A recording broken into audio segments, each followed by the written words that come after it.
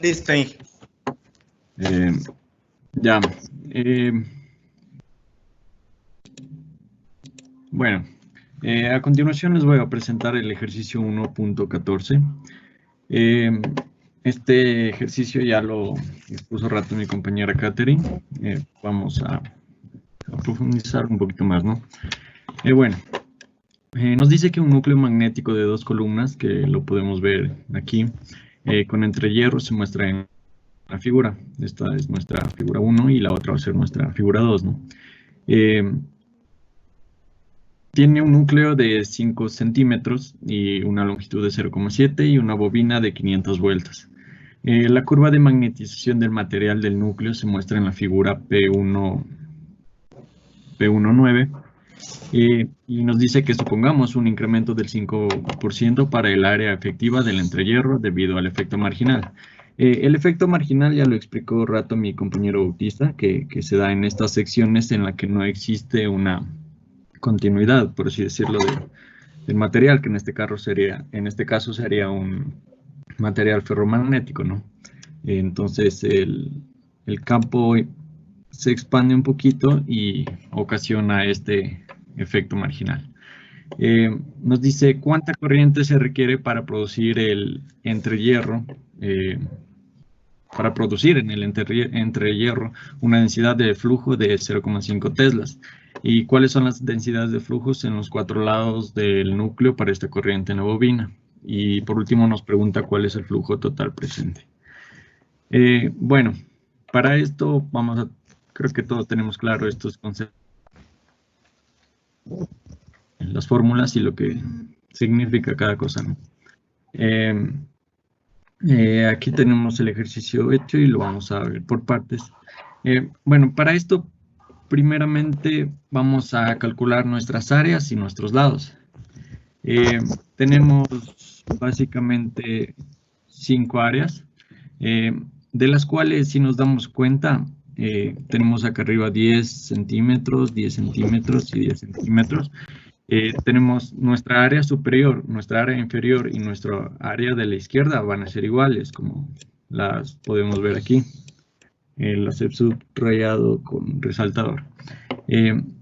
Y nuestra área de la derecha vamos a tener que tiene un grosor de 5 por una profundidad de 0,5 y nos daría esto. Del mismo modo, en nuestra área del entrehierro, le multiplicamos aquí por nuestro efecto marginal, que nos decía que era del 5%, y tendremos esta área. En los lados igual, tendremos una asimetría en la parte, lo que es de arriba, el lado de arriba con el lado de abajo sería igual, y del mismo modo nuestros lados laterales, ¿no?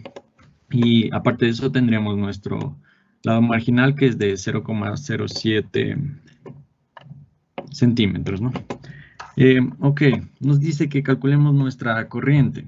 En base a esto nos vamos a fijar en nuestra fórmula que tenemos acá arriba. Nos dice que intensidad es igual a nuestra fuerza magnetomotriz sobre el número de espiras. Pero no tenemos fuerza, no tenemos tampoco nuestra intensidad, que sería la H de campo magnético.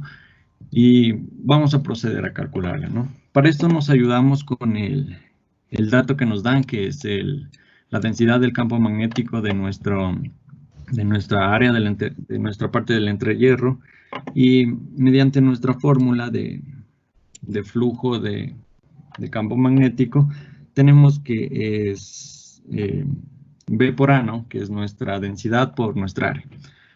Realizamos esta operación y tendríamos un resultado que básicamente nos da 1,31 por 10 a la 3 Webers, lo que nos ayuda a continuar con el ejercicio, ¿no?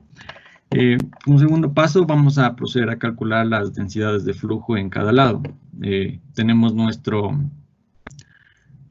flujo magnético, que lo calculamos flujo de campo magnético, que lo calculamos hace un momento, y nos vamos a ayudar de las áreas.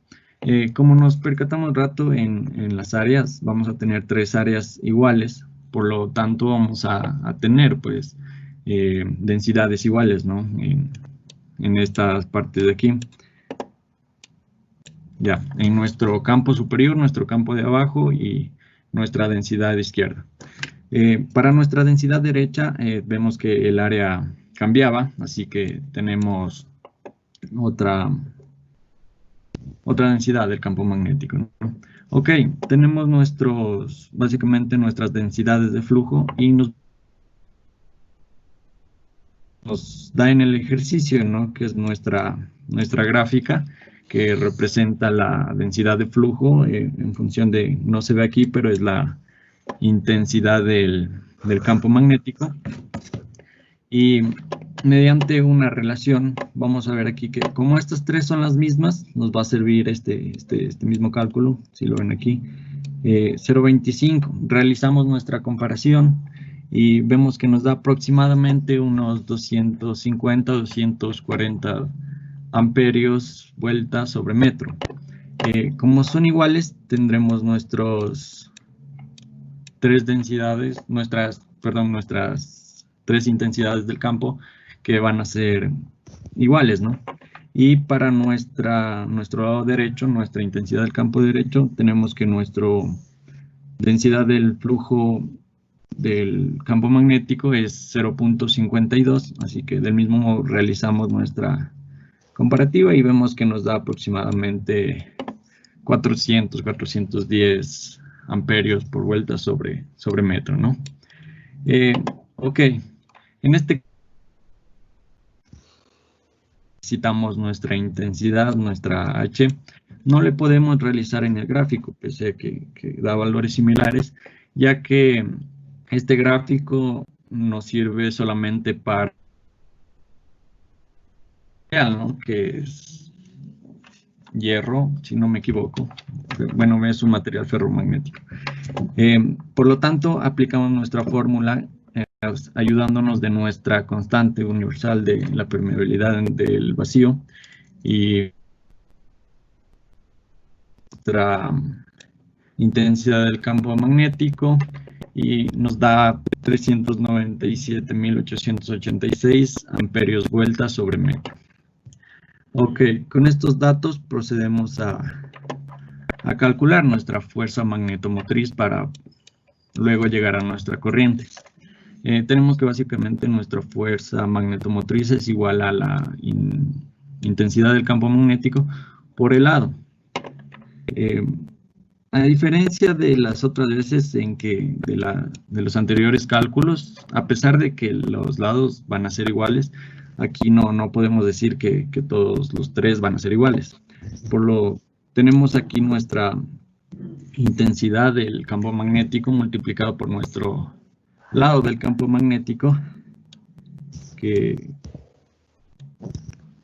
está representado aquí, ¿no? Aquí, ¿por qué le multiplico este 2 con este de acá? Porque aquí sí vamos a tener una simetría, no sé si se puede ver acá, entre esta parte de acá arriba con la parte de abajo, las longitudes sí van a ser iguales. Es por eso que le multiplico este 2 para no estar haciendo doble operación, ¿no? Por nuestro lado, que es 0,375. Como aquí le tomamos desde la mitad nomás de este sector aquí, entonces tomamos la mitad de la medida, que sería del 5, sería 2,5, del 30 si le tomamos todo, y de nuestro 10 la mitad, ¿no? De ahí nos da este 0,375 metros. En esta parte de acá tomamos nuestra intensidad de nuestra intensidad del lado derecho y le multiplicamos por la longitud del lado derecho, ¿no? Que aquí también va a ser la longitud izquierdo y le podemos ver aquí, pero en este caso sí las intensidades del campo magnético van a ser diferentes. Realizamos esta operación y nos queda una fuerza magnetomotriz total de 718,5 amperios vueltas, ya que nuestros metros de nuestra intensidad del campo se van con los metros de nuestros lados, ¿no? Y por último tenemos que para nuestra corriente nos vamos a ayudar de la fórmula que nos dice que intensidad, o sea, la corriente es igual a nuestra fuerza magnetomotriz total sobre el número de espiras. Esta ya la tenemos calculada, solamente reemplazamos y las 500 espiras nos daban como dato aquí en el ejercicio. Y básicamente tendríamos esto, ¿no? Una intensidad de 1,46 amperios. Si alguien tiene alguna pregunta.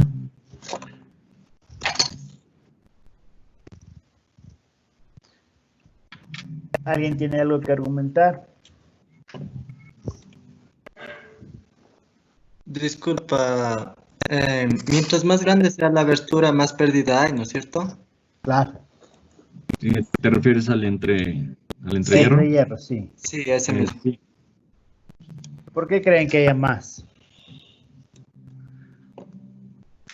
Porque a mayor distancia,